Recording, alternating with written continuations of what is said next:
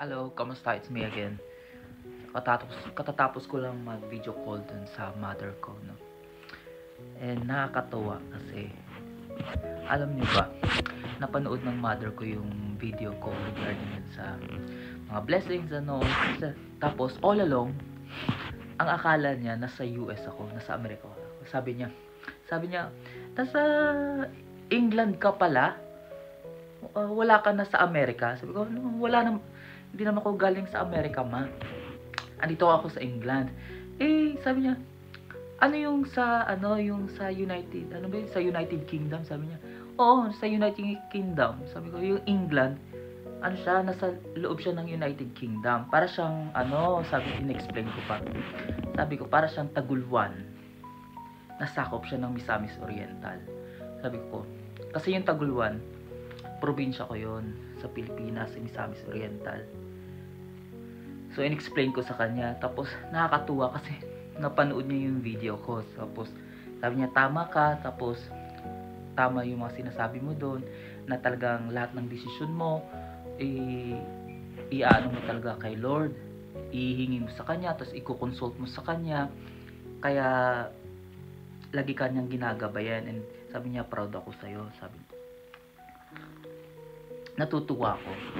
Tapos, lagi naman kasi akong tumatawag kay mama pag mayroon akong oras. Lalo pag day off ko. And, for us, kasi diba, nasa malayo ako, malayo sila. Nag-iisa lang ako dito sa England. So, yun lang yung parang connection namin pag day off ko. And, if you are an OFW like me, it is very important then na you call them, you check up on them, no?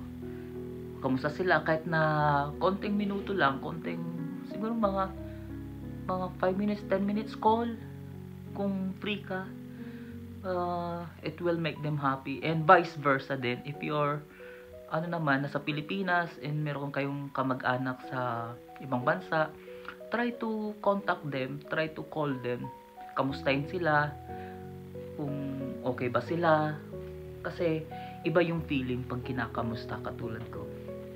Pag kinakamusta ko ng mga kapatid ko through text, though minsan lang, and yung mga pamangkin ko, pag kinakamusta ako, iba yung feeling. Kumbaga yung mga pagod ba natin dito sa abroad, minsan nawawala kasi nare-recharge. Ganon din yung nararamdaman ng ating mga kamag-anak sa Pilipinas pag tayo nandito sa abroad, kinakamusta natin sila. Though minsan, diba, minsan tayo, kinakamusta natin sila pag nakapagpadala na tayo ng pera. Yun lang yung parang time na check natin sila o natatawagan natin sila. Minsan pag hindi tayo nagpapadala or pag may oras talaga tayo or day off natin, kamustahin din natin sila, no? Importante yun. Kasi malayo tayo sa kanila and sila malayo sila sa atin. And I hope na sana pag napanood mo to, and kung meron kang kamag-anak sa abroad, konting text or tawag, kamusta, malaking bagay yun sa amin, katulad ko bilang OFW.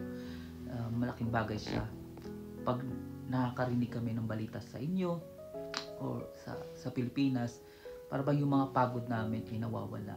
Tapos nagkakaroon kami ng motivation to work harder pa para sa inyo. And nagkakaroon kami ng motivation na magpatuloy pa na magtrabaho dito.